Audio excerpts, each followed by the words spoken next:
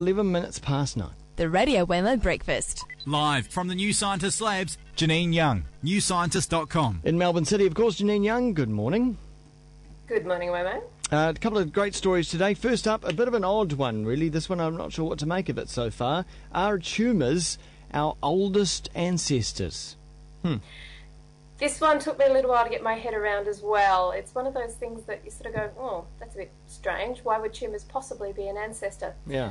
Two astrobiologists, one called Charlie Lineweaver, sorry, I should call him Charles Lineweaver, that's his proper name, but everyone just calls him Charlie, at the Australian National University, and Paul Davies, I should say, an Australian who's in America. Go figure, Charlie's an American.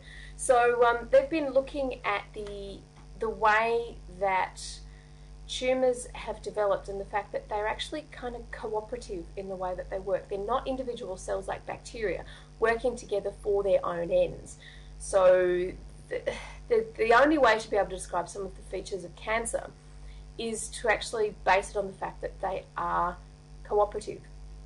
And what they're looking at is the mechanisms that are involved in the way tumours develop could mean that they were the earliest ancestors in some of the earliest types of life, human-based sort of, mammalian-type life, going.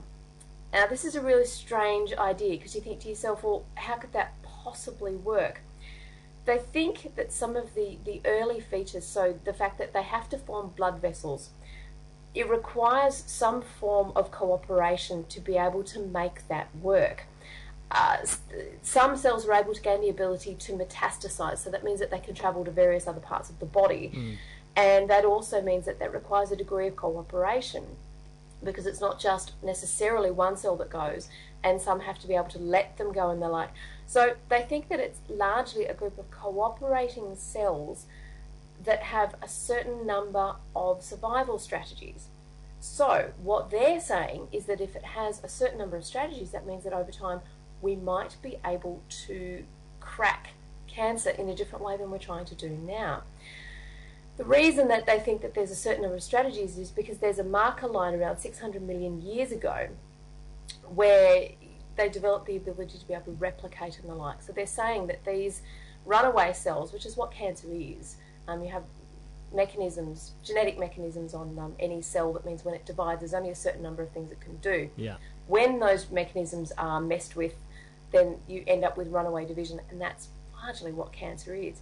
So these mechanisms changed around 600 million years ago, and they think that because you actually have this marker, that is an initial marker of when we have an early ancestor.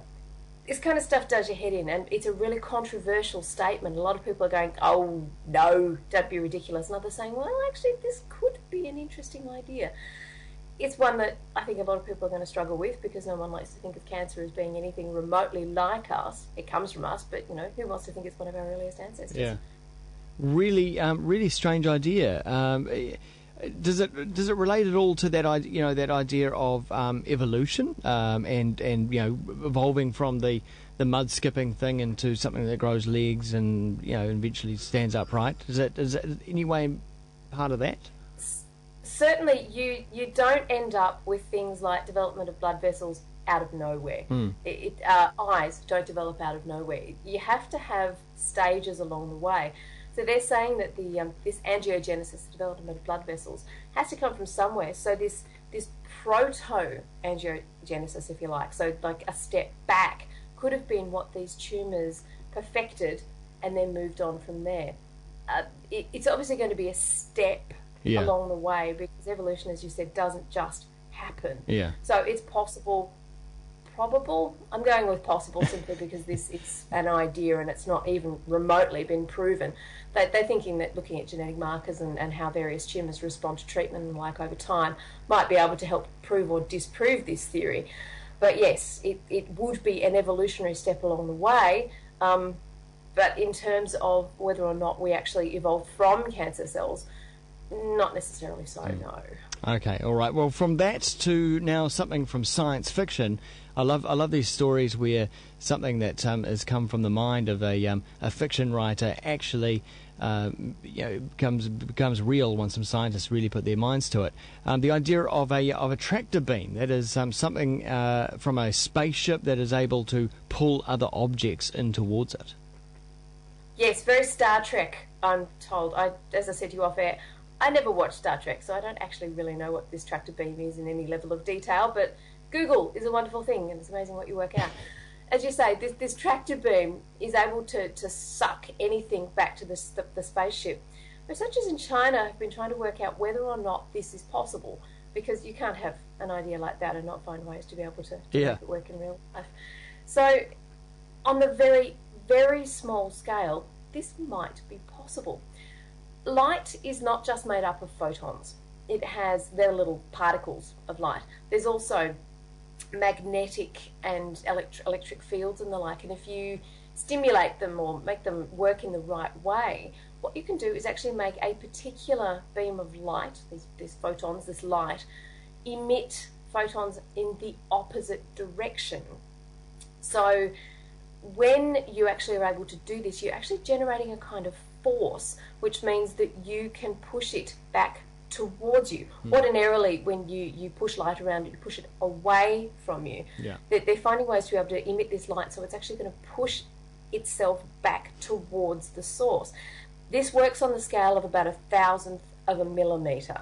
So we're not talking about sucking people off from the ground up into spaceships a la any kind of science fiction movie you've ever seen, and most certainly not Star Trek. But it's an interesting idea about being able to capture matter and move it around, or they're always interested in different ways to be able to do that.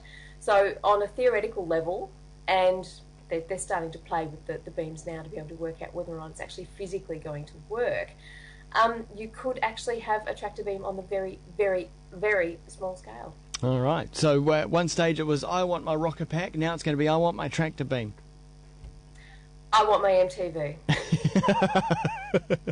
Fair enough. That's those stories you'll find in the magazine out next week, and also online as well, newscientist.com. We'll see you next week, Janine.